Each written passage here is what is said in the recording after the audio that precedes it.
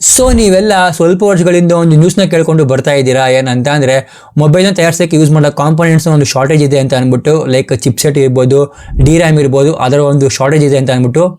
So ಎಷ್ಟು shortage ಇದೆ ಅಂತ ಅಂದರೆ ಲಿಟ್ರಲಿ ಸಿಕ್ಕಾಪಟ್ಟೆ ಶಾರ್ಟೇಜ್ ಇದೆ. ಆ್ಯಂಡ್ ಇದು ಅಲ್ದಿರ ರೀಸೆಂಟಾಗಿ ರೂಮರ್ಸ್ಗಳು ಬಂದಿದೆ, ಏನಂತ ಅಂದರೆ ಐಫೋನ್ 17 ಪ್ರೈಸು $7,000 ಜಾಸ್ತಿ ಆಗುತ್ತೆ ಅಂತ ಅಂದ್ಬಿಟ್ಟು. ಬರೀ ಐಫೋನ್ ಮಾತ್ರ ಅಲ್ಲ, OnePlus ಇರ್ಬೋದು, ಸ್ಯಾಮ್ಸಂಗ್ ಇರ್ಬೋದು, ಅವರ ಒಂದು ಫೋನಿನ ಪ್ರೈಸ್ಗಳು ಕೂಡ ಜಾಸ್ತಿ ಆಗ್ತಾ ಇದೆ, ಎಕ್ಸ್ಪೆಷಲಿ ಮಿಡ್ ರೇಂಜ್ ಸೆಗ್ಮೆಂಟಿನ ಫೋನ್ಸ್ಗಳು. ಸೊ 2026ರಿಂದ 2030ವರೆಗೂ ಈ ಒಂದು ಇಂಬ್ಯಾಲೆನ್ಸ್ ಹಿಂಗೆ ಇರುತ್ತೆ. ಸೊ ಸಡನ್ ಆಗಿ ಏನಕ್ಕಪ್ಪ ಈ ರೀತಿ ಆಗ್ತಿದೆ ಅಂತ ಅಂದರೆ ಆರ್ಟಿಫಿಷಿಯಲ್ ಇಂಟೆಲಿಜೆನ್ಸ್ ಇಂದ. ಮತ್ತೆ ನಿಮಗೆಲ್ಲ ಗೊತ್ತಿರೋ ಹಾಗೆ ರೀಸೆಂಟಾಗಿ ಅಮೆರಿಕಾದವರು ಎಷ್ಟೊಂದು ಟ್ಯಾರಿಫ್ಗಳನ್ನ ಹಾಕಿದ್ದಾರೆ ಚೈನಾ ಮೇಲೆ ಇರ್ಬೋದು, ನಮ್ಮ ಭಾರತದ ಮೇಲೆ. ಸೊ ಅದನ್ನು ಕೂಡ ಸ್ವಲ್ಪ ಈ ಒಂದು ಇಂಬ್ಯಾಲೆನ್ಸ್ಗೆ ಕಾರಣ ಅಂತಾನೆ ಹೇಳ್ಬೋದು. ಅಂಡ್ ಇನ್ನೊಂದಷ್ಟು ಚಿಕ್ಕ ಚಿಕ್ಕ ಕಾರಣಗಳಿಂದ ಇನ್ಫ್ಲೂಯೆನ್ಸ್ ಆಗಿ ಈ ರೀತಿ ಒಂದು ಇಂಬ್ಯಾಲೆನ್ಸ್ ಆಗ್ತಾ ಇದೆ, ಸ್ಮಾರ್ಟ್ ಫೋನಿನ ಪ್ರೈಸ್ಗಳು ಜಾಸ್ತಿ ಆಗ್ತಾ ಇದೆ. ಸೊ ಇವತ್ತಿನ ವಿಡಿಯೋದಲ್ಲಿ ಒಂದೊಂದಾಗಿ ನಿಮಗೆ ತಿಳಿಸ್ಕೊಡ್ತಾ ಹೋಗ್ತೀನಿ ಅಂತ ಹೇಳ್ತಾ, ಇದಕ್ಕೆ ಏನೆಲ್ಲ ಆಲ್ಟರ್ನೇಟಿವ್ ಇದೆ ಕೂಡ ನಿಮಗೆ ತಿಳಿಸ್ಕೊಡ್ತಾ ಹೋಗ್ತೀನಿ. ಸೊ ಬನ್ನಿ ಸ್ಟಾರ್ಟ್ ಮಾಡಿದ್ರೆ ಒಂದು ವಿಡಿಯೋನ ಶುರು ಮಾಡೋಣ.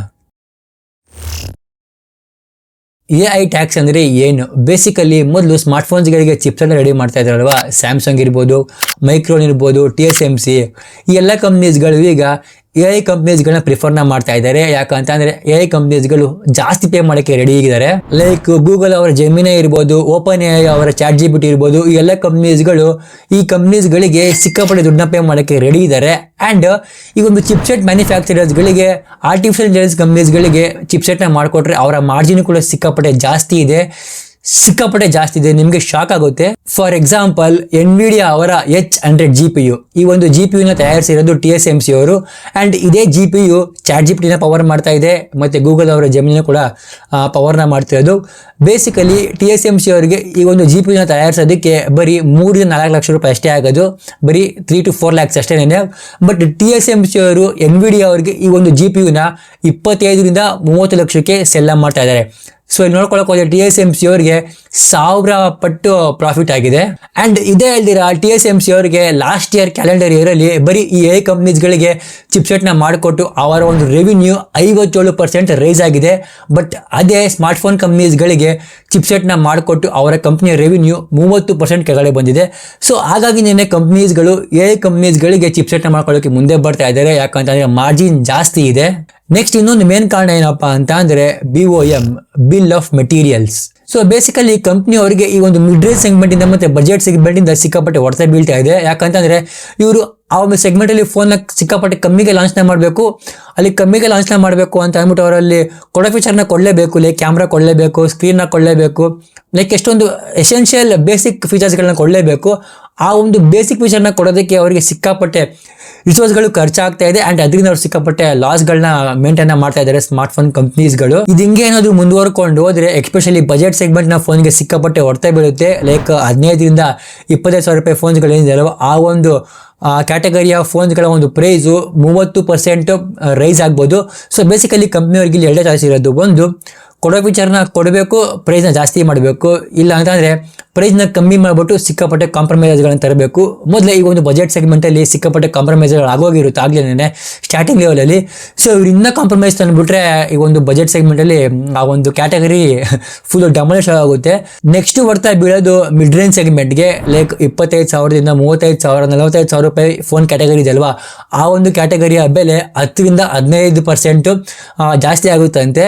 ಸೊ ಇದು ಮೇನ್ ಸೆಕ್ಟರ್ ನಮ್ಮ ಭಾರತದಲ್ಲಿ ಸೆಲ್ ಆಗೋದು. ಈ ಒಂದು ಕ್ಯಾಟಗರಿ ಸಿಕ್ಕಾಪಟ್ಟೆ ಜಾಸ್ತಿ ಫೋನ್ಸ್ಗಳು ಸೆಲ್ ಆಗ್ತಾ ಇರೋದು ರೀಸೆಂಟಾಗಿ. ಸೊ ಕಂಪ್ನೀಸ್ಗಳಿಗೆ ಆ್ಯಕ್ಚುಲಿ ಈ ಒಂದು ಕ್ಯಾಟಗರಿನೇ ಸಿಕ್ಕಾಪಟ್ಟೆ ಲಾಸ್ ಆಗ್ತಾ ಇರೋದು.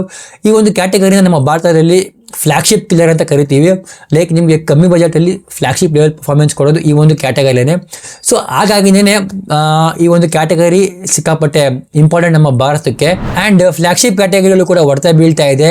1 ಲಕ್ಷದ ಮೇಲಿನ ಬೆಲೆ ಬಾಳೋ ಫೋನ್ಸ್ಗಳ ಮೇಲೆ 10% ಹೈಕ್ ನೋಡ್ತಾ ಇದೀವಿ ನಾವು 2026ರಿಂದ. ಸೊ ಬೇಸಿಕಲಿ ಏನಾಗಿದೆ ಅಂತ ಅಂದರೆ ಈ ಫ್ಲ್ಯಾಗ್ಶಿಪ್ ಕ್ಯಾಟಗರಿ ಫೋನ್ಸ್ಗಳು 2 nanometer ಬೇಸ್ ಚಿಪ್ಸೆಟ್ನ ಯೂಸ್ನ ಮಾಡ್ತಾ ಇದ್ದಾರೆ. ಲೈಕ್ ಐಫೋನ್ 17 ಇರ್ಬೋದು, ಮತ್ತು ನೆಕ್ಸ್ಟ್ ಬರೋ ಸ್ಯಾಮ್ಸಂಗ್ ಗ್ಯಾಲಕ್ಸಿ S26 ಅಲ್ಟ್ರಾ ಇರ್ಬೋದು, ಅವೆಲ್ಲನೂ ಕೂಡ 2 nanometer ಬೇಸ್ ಚಿಪ್ಸೆಟ್ನ ಯೂಸ್ನ ಮಾಡ್ತಾ ಇದ್ದಾರೆ. ಆ್ಯಂಡ್ ಆ ಒಂದು 2 nanometer ಬೇಸ್ ಚಿಪ್ಸೆಟ್ನ ತಯಾರಿಸೋದಕ್ಕೆ ಸಿಲಿಕಾನ್ ವೇಫರ್ಸ್ಗಳು ಬೇಕು. ಆ್ಯಂಡ್ ಆ ಒಂದು ಸಿಲಿಕಾನ್ ವೇಫರ್ನ ಒಂದು ಶೀಟಿನ ಬೆಲೆ 28-30 ಲಕ್ಷ ರೂಪಾಯಿ ಖರ್ಚಾಗುತ್ತೆ. ಸೊ ನೀವೇ ಅರ್ಥ ಮಾಡ್ಕೊಳ್ಳಿ ಎಷ್ಟು ಖರ್ಚಿದೆ ಅಂತ ಅಂದ್ಬಿಟ್ಟು. ಸೊ ಟೆಕ್ನಾಲಜಿ ಇಂಪ್ರೂವ್ ಆಗ್ತಾ ಇದ್ದಂಗೆ ಅದನ್ನು ತಯಾರಿಸಲಿಕ್ಕೆ ಯೂಸ್ ಮಾಡೋ ಟೆಕ್ನಾಲಜಿನೂ ಕೂಡ ಕಾಸ್ಟ್ ಜಾಸ್ತಿ ಆಗ್ತಾ ಹೋಗ್ತಾ ಇರುತ್ತೆ. ಅಂಡ್ ನೆಕ್ಸ್ಟ್ ಪ್ರಾಬ್ಲಮ್ ಏನು ಅಂತ ಅಂದ್ರೆ DDR5 ರ್ಯಾಮ್ ಶಾರ್ಟೇಜ್. ಸೊ ನಿಮ್ಗೆಲ್ಲ ಗೊತ್ತಿರೋ ಹಾಗೇನೆ ಎಲ್ಲ ಮ್ಯಾನುಫ್ಯಾಕ್ಚರಿಂಗ್ ಕಂಪ್ನೀಸ್ಗಳು ಈಗ AI ಕಂಪ್ನೀಸ್ಗಳಿಗೆ ಮ್ಯಾನುಫ್ಯಾಕ್ಚರಿಂಗ್ ಮಾಡ್ಕೊಳ್ಳೋಕೆ ಮುಂದೆ ಬರ್ತಾ ಇದ್ದಾರೆ. ಅಂಡ್ ನಿಮ್ಗೆಲ್ಲ ಗೊತ್ತಿರೋ ಹಾಗೇನೆ ಫೋನ್ಗೆ ರ್ಯಾಮ್ ಎಷ್ಟು ಇಂಪಾರ್ಟೆಂಟ್ ಅಂತ ಅಂದ್ಬಿಟ್ಟು. ಸೊ ಬೇಸಿಕಲಿ ಏನಾಗ್ತಿದೆ ಅಂತ ಅಂದ್ರೆ ಈ ಒಂದು AI ಡೇಟಾ ಸೆಂಟರ್ಸ್ಗಳಿಗೆ ಸಿಕ್ಕಾಪಟ್ಟೆ ರ್ಯಾಮ್ ಬೇಕು, ಹೈ ಲೆವೆಲ್ ರ್ಯಾಮ್ಸ್ಗಳು ಬೇಕು. ಅಂಡ್ ಈ ಕಾಂಪೋನೆಂಟ್ ಮ್ಯಾನುಫ್ಯಾಕ್ಚರರ್ಸ್ಗಳು ಲೈಕ್ ಸ್ಯಾಮ್ಸಂಗ್ ಇರ್ಬೋದು, ಮೈಕ್ರೋನ್ ಇರ್ಬೋದು, TSMC ಇರ್ಬೋದು, ಈ ಎಲ್ಲ ಕಂಪ್ನೀಸ್ಗಳು ಏನಪ್ಪ ಹೈ ಲೆವೆಲ್ ರ್ಯಾಮ್ಸ್ಗಳನ್ನ ಲೈಕ್ LPDDR5X ರ್ಯಾಮ್ ಇರ್ಬೋದು, ಮತ್ತು ಇನ್ನು ಎಷ್ಟೊಂದು ಹೈ ಲೆವೆಲ್ ರ್ಯಾಮ್ಸ್ಗಳಿದೆ, ಆ ಒಂದು ರ್ಯಾಮ್ಸ್ಗಳನ್ನ ಈ AI ಕಂಪ್ನೀಸ್ಗಳಿಗೆ ತಯಾರಿಸ್ಕೊಳ್ಳೋಕ್ಕೆ ಮುಂದೆ ಬರ್ತಾ ಇದ್ದಾರೆ. ಸೊ ಇದರಿಂದ ಏನಾಗ್ತಿದೆ ಅಂತಂದರೆ ಕನ್ಸ್ಯೂಮರ್ ಲೆವೆಲ್ ರ್ಯಾಮ್ ಇರುತ್ತಲ್ವ, ಫೋನ್ಸ್ಗಳಿಗಿರ್ಬೋದು, PS5ಗಳಿಗಿರ್ಬೋದು, ಅಥವಾ ಲ್ಯಾಪ್ಟಾಪ್ಗಳಿಗೆ ಹಾಕುವ ಒಂದು ರ್ಯಾಮ್ಸ್ಗಳನ್ನ ಇವರು ತಯಾರಿಸೋಕ್ಕೆ ಮುಂದೆ ಬರ್ತಾನೆ ಇಲ್ಲ. ಸೊ ಯಾಕಂತಂದ್ರೆ ನಾನು ಆಗಲೇ ಹೇಳ್ತಾ ಮಾರ್ಜಿನ್ ಕಮ್ಮಿ. ಸೊ ಅದರಿಂದ ಈ ಒಂದು DDR5 ರ್ಯಾಮ್ ಶಾರ್ಟೇಜ್ ಆಗಿರೋ ಕಾರಣ ಸ್ಮಾರ್ಟ್ಫೋನಿನ ಬೆಲೆ ರೈಸ್ ಆಗ್ತಾ ಇದೆ. ಸೊ ನಾನು ಆಗಲೇ ಹೇಳ್ತಾ ಇದ್ದೀನಿ ಎಲ್ಲ ಕೂಡ ಒಂದಾಗಿ ಇಂಟರ್ ಕನೆಕ್ಟ್ ಆಗಿ ನಿಮಗೆ ಈ ಒಂದು ವಿಡಿಯೋಲಿ ಎಲ್ಲ ತಿಳಿಸ್ಕೊಡ್ತಾ ಹೋಗ್ತಾ ಇದ್ದೀನಿ. ಸೊ ನೆಕ್ಸ್ಟ್ ಒಂದು ಏನಪ್ಪ ಅಂತ ಅಂದ್ರೆ ಇದೇ ಮೇಜರ್ ಪ್ರಾಬ್ಲಮ್ಮು ಏನಂತ ಅಂದ್ರೆ ಜಿಯೋ ಪೊಲಿಟಿಕ್ಸ್ ಮತ್ತೆ China+1 ಪ್ರೀಮಿಯಂ. China+1 ಪ್ರೀಮಿಯಂ ಮೊದಲಾದ್ರೆ most of the consumer level ಟೆಕ್ಸ್ಗಳ ಒಂದು ಕೆಲಸ ಚೈನಾ ನಡೀತಾ ಇತ್ತು. ಅಸೆಂಬಲ್ ಇರ್ಬೋದು, ಮ್ಯಾನುಫ್ಯಾಕ್ಚರಿಂಗ್ ಇರ್ಬೋದು, ಆಲ್ಮೋಸ್ಟ್ ಎಲ್ಲ ಕೆಲಸ ಚೈನಾ ನಡೀತಾ ಇತ್ತು. ಬಟ್ ರೀಸೆಂಟ್ ಆಗಿ ಅಮೆರಿಕಾದವರು ಚೈನಾ ಮೇಲೆ ಸಿಕ್ಕಾಪಟ್ಟೆ ಟ್ಯಾರಿಫ್ಗಳನ್ನ ಹಾಕಿರೋ ಕಾರಣ ಎಷ್ಟೊಂದು ಕಂಪ್ನೀಸ್ಗಳು, ಆಪಲ್ ಇರ್ಬೋದು, ಗೂಗಲ್ ಇರ್ಬೋದು, ಅವರ ಒಂದು ಮ್ಯಾನುಫ್ಯಾಕ್ಚರಿಂಗ್ ನ ಬೇರೆ ಕಡೆಗೆ ಶಿಫ್ಟ್ ಮಾಡ್ತಾ ಇದ್ದಾರೆ. ಸಪ್ಲೈ ಚೈನ್ ಸೆಕ್ಯೂರಿಟೀಸ್ಗಳಿಂದ ಲೈಕ್ ಇಂಡಿಯಾಗಿರ್ಬೋದು, ವಿಯೆಟ್ನಾಂಗಿರ್ಬೋದು, ಬೇರೆ ಬೇರೆ ದೇಶಗಳಿಗೆ. ಈ ಒಂದು ಕಂಪ್ನೀಸ್ಗಳು ಹೋಗಿದ ತಕ್ಷಣ ಮ್ಯಾನುಫ್ಯಾಕ್ಚರಿಂಗ್ ಮಾಡೋಕ್ಕಾಗೋದಿಲ್ಲ. ಅಲ್ಲಿ ಫ್ಯಾಕ್ಟ್ರೀಸ್ಗಳನ್ನ ಹಾಕಬೇಕು, ಎಷ್ಟೊಂದು ಪ್ಲಾಂಟ್ಸ್ಗಳನ್ನ ಅಲ್ಲಿ ಡೆವಲಪ್ನ ಮಾಡಬೇಕು. ಸೊ ಇದರಲ್ಲಿ ಖರ್ಚು ಬೀಳುತ್ತೆ. ಸೊ ಆ ಒಂದು ಖರ್ಚನ್ನ ಸ್ಮಾರ್ಟ್ಫೋನ್ಗಳ ಮೇಲೆ ಹಾಕ್ತಾ ಇದ್ದಾರೆ. ಸೊ ನೋಡಿ, ಇದಕ್ಕೇನೆ ಸ್ಮಾರ್ಟ್ಫೋನ್ ಇರ್ಬೋದು ಅಥವಾ ಕನ್ಸ್ಯೂಮರ್ ಲೆವೆಲ್ ಟೆಕ್ಸ್ಗಳ ಒಂದು ಬೆಲೆ ಯಾಕಪ್ಪ ಜಾಸ್ತಿ ಆಗ್ತಿದೆ ಅಂತಂದ್ರೆ ಈ ಒಂದು ಕಾರಣಕ್ಕೇನೆ. ಸೊ ನಾನು ಇವಾಗ ನಿಮ್ಮೆಲ್ಲ ಪಾಯಿಂಟ್ಸ್ಗಳು ಹೇಳಿದ್ನಲ್ವಾ, ಇದೆಲ್ಲನೂ ಕೂಡ ಒಂದೊಂದು ಇಂಟರ್ ಕನೆಕ್ಟ್ ಆಗಿನೇ ನಮಗೆ ಏನಪ್ಪ ಕೊನೆಗೆ ಒಂದು ಹೊಡ್ತಾ ಬೀಳೋದು. ಸೊ ನೀವು ಏನು ಹೇಳಿದ್ನಲ್ವಾ, ಅದು ಬರೀ ಸ್ಮಾರ್ಟ್ಫೋನಿಗೆ ಮಾತ್ರ ಅಲ್ಲ, ಕನ್ಸ್ಯೂಮರ್ ಲೆವೆಲ್ ಟೆಕ್ ಅಂತ ಅಂದರೆ ನಿಮ್ಮ ಒಂದು ಸ್ಮಾರ್ಟ್ಫೋನ್, ನಿಮ್ಮ ಒಂದು ಲ್ಯಾಪ್ಟಾಪ್, ನಿಮ್ಮ ಒಂದು ಇಯರ್ಫೋನ್, ಬೇಸಿಕಲಿ ಎಲ್ಲನೂ ಕೂಡ ಬರುತ್ತೆ ಈ ಒಂದು ಕನ್ಸ್ಯೂಮರ್ ಲೆವೆಲ್ ಟೆಕ್ಕಲ್ಲಿ. ಸೊ ಅದರ ಎಲ್ಲ ಬೆಲೆನೂ ಕೂಡ ಫ್ಯೂಚರಲ್ಲಿ ಜಾಸ್ತಿ ಆಗೇ ಆಗುತ್ತೆ. ಸೊ ಇದರಿಂದ ನಾವು ಹೆಂಗಪ್ಪ ಬಚಾವಾಗೋದು ಅಂತ ಅಂದರೆ ನೀವು ಮಿಡ್ ರೇಂಜ್ ಫೋನ್ಸ್ಗಳನ್ನ ತೊಗೊಳೋದು ಕಮ್ಮಿ ಮಾಡಬೇಕು, ಬಜೆಟ್ ಫೋನ್ಸ್ಗಳನ್ನ ತೊಗೊಳೋದು ಕಮ್ಮಿ ಮಾಡಬೇಕು. ಯಾವ್ಯಾವ ಫೋನ್ಸ್ಗಳು ಜಾಸ್ತಿ ಸೆಕ್ಯೂರಿಟಿ ಅಪ್ಡೇಟ್ಸ್ ಕೊಡ್ತಾರೋ ಆ ಒಂದು ಫೋನ್ಸ್ಗಳನ್ನ ತೊಗೊಬೇಕು. ಯಾಕಂತಂದರೆ 7 ವರ್ಷ ಒಂದೊಂದು ಕಂಪ್ನೀಸ್ಗಳು ಈಗ ಸ್ಯಾಮ್ಸಂಗ್ ಅವರು ಕೊಡೋದಕ್ಕೆ ರೆಡಿಯಾಗಿದ್ದಾರೆ. ಆ್ಯಂಡ್ ಈಗ OnePlus ಅವರು ಕೂಡ ಏನಪ್ಪ 4 ವರ್ಷ ಕೊಡೋಕ್ಕೆ ರೆಡಿಯಾಗಿದ್ದಾರೆ. ಆ್ಯಂಡ್ ಗೂಗಲ್ ಅವರು ಕೂಡ 5 ವರ್ಷ 7 ವರ್ಷ ಆ ಒಂದು ರೇಂಜಲ್ಲಿ ಕೊಡೋಕ್ಕೆ ರೆಡಿಯಾಗಿದ್ದಾರೆ. ಸೊ ಜಾಸ್ತಿ ಅಪ್ಡೇಟ್ಸ್ಗಳು ಕೊಡೋ ಒಂದು ಫೋನ್ಗಳನ್ನ ತಗೊಳ್ಳಿ. ಆ್ಯಂಡ್ ನೆಕ್ಸ್ಟ್ ಏನಂತ ಅಂದರೆ ನೀವು ಫೋನ್ನ ಕೂಡ ಒಂದು ಲಕ್ಸುರಿ ಥರ ನೋಡಬೇಕು.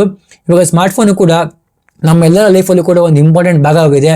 ಪೇಮೆಂಟ್ಸಿಂದ ಹಿಡಿದು ಎಷ್ಟೊಂದು ನಾವು ಇವಾಗ ಸ್ಮಾರ್ಟ್ಫೋನಲ್ಲೇ ಮಾಡ್ತೀವಿ. ಸೊ ಹಾಗಾಗಿ ನೀವು ಮೊದಲೇಂಗೆ ಒಂದು ಕಾರ್ನ ತೊಗೊಂಡು ಅದನ್ನು ಸಿಕ್ಕಾಪಟ್ಟೆ ವರ್ಷ ಯೂಸ್ನ ಮಾಡ್ತಾ ಇದ್ರಲ್ವಾ. ಸೊ ಹಂಗೇನೆ ಈಗ ನೀವು ಒಂದು ಸ್ಮಾರ್ಟ್ಫೋನ್ ತೊಗೊಬೇಕು ಅಂತ ನೀವು ತುಂಬ ರಿಸರ್ಚ್ ಮಾಡಿ ಕೇರ್ಫುಲ್ಲಾಗಿ ನಿಮಗೆ ಲಾಂಜಿವಿಟಿ ಯಾವ್ದು ಜಾಸ್ತಿ ಕೊಡುತ್ತೋ ಆ ಒಂದು ಸ್ಮಾರ್ಟ್ಫೋನ್ ತೊಗೊಂಡ್ರೆ ನಿಮ್ಮ ಒಂದು ಏನಪ್ಪ ಖರ್ಚು ಕೂಡ ಉಳ್ಕೊಳ್ಳುತ್ತೆ. ಸೊ ಮೊದಲಿನ ಥರ ವರ್ಷಕ್ಕೂ ನಾನು ಫೋನ್ ಚೇಂಜ್ ಮಾಡ್ತೀನಿ ಅಂತಂದರೆ ಅವೆಲ್ಲ ಕನಸು ಬಿಟ್ಬಿಡಿ. ನಿಮ್ಮ ಹತ್ರ ದುಡ್ಡಿದ್ರೆ ಮಾಡಿ ನಿಮ್ಮ ಲೈಫು. ಬಟ್ ಯಾರಾದರೂ ಫೋನ್ ತೊಗೊಬೇಕು ಅಂತ ಪ್ಲ್ಯಾನ್ನ ಮಾಡ್ತಿದ್ರೆ ದಯವಿಟ್ಟು ಕ್ಲೀನಾಗಿ ರಿಸರ್ಚ್ನ ಮಾಡಿ ನಿಮಗೆ ಯಾವುದು ಜಾಸ್ತಿ ವರ್ಷ ಬಾಳಿಕೆ ಬರುತ್ತೋ ಆ ಒಂದು ಫೋನ್ ಮೇಲೆ ಇನ್ವೆಸ್ಟ್ ಮಾಡೋದು ನಾನು ನಿಮ್ಗೆ ಹೇಳೋಕ್ಕೆ ಇಷ್ಟಪಡ್ತೀನಿ. ಆ್ಯಂಡ್ ಯಾರಾದರೂ ಫ್ಲಾಗ್ಶಿಪ್ OnePlus ಫೋನ್ ಇರ್ಬೋದು, ಐಫೋನ್ ಇರ್ಬೋದು, ಅಥವಾ ಸ್ಯಾಮ್ಸಂಗ್ ಫೋನ್ಸ್ಗಳನ್ನ ಯೂಸ್ನ ಮಾಡ್ತಾ ಇದ್ದೀರಾ ಅಂತಂದರೆ ದಯವಿಟ್ಟು ನಿಮ್ಮ ಫೋನ್ ಸ್ಲೋ ಆಗಿದ್ರೆ ಅದರ ಒಂದು ಬ್ಯಾಟ್ರಿನ ಚೇಂಜ್ ಮಾಡಿಸಿ. ಯಾಕಂತಂದರೆ ಬ್ಯಾಟ್ರಿ ಒಂದು ಚೇಂಜ್ ಮಾಡಿಸಿದ್ರೆ ಸಾಕು, ಸಿಕ್ಕಾಪಟ್ಟೆ ಎಷ್ಟೊಂದು ಪ್ರಾಬ್ಲಮ್ಸ್ಗಳು ಸಾಲ್ವ್ ಆಗುತ್ತೆ.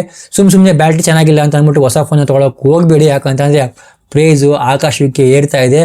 ಸೊ ಐಫೋನ್, ಎಸ್ಪೆಷಲಿ ಐಫೋನ್, ಅದರ ಒಂದು ಬ್ಯಾಟ್ರಿ ಚೇಂಜ್ ಮಾಡಿಸಿದ್ರೆ ನೀವು ಇನ್ನೂ 1-2 ವರ್ಷ ಮುಂದೆ ತಳ್ಬೋದು.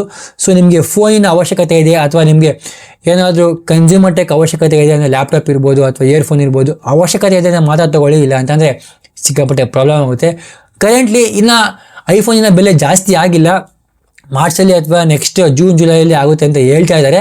ಬಟ್ ಅಷ್ಟರಲ್ಲಿ ಇವೇನು ಐಫೋನ್ ತೊಗೊಬೇಕು ಅಂತ ಪ್ಲ್ಯಾನ್ ಮಾಡಿದರೆ ದುಡ್ಡು ಜಾಸ್ತಿ ಆಗೋ ಅಷ್ಟರಲ್ಲಿ, ಪ್ರೈಸ್ ಹೈಕ್ ಆಗೋ ಅಷ್ಟರಲ್ಲಿ ತೊಗೊಳ್ಳಿ ಅಂತ ಹೇಳ್ತಾ ಈ ಒಂದು ವಿಡಿಯೋ ಇಷ್ಟ ಲೈಕ್ ಮಾಡಿ ಅಂತ ಹೇಳ್ತಾ ಒಂದು ವಿಡಿಯೋ ಎಲ್ಲರಿಗೂ ಶೇರ್ನ ಮಾಡಿ. ಮುಂದೆ ಸಿಗ್ತೀವಿ. Signing off, take care, bye, see you soon.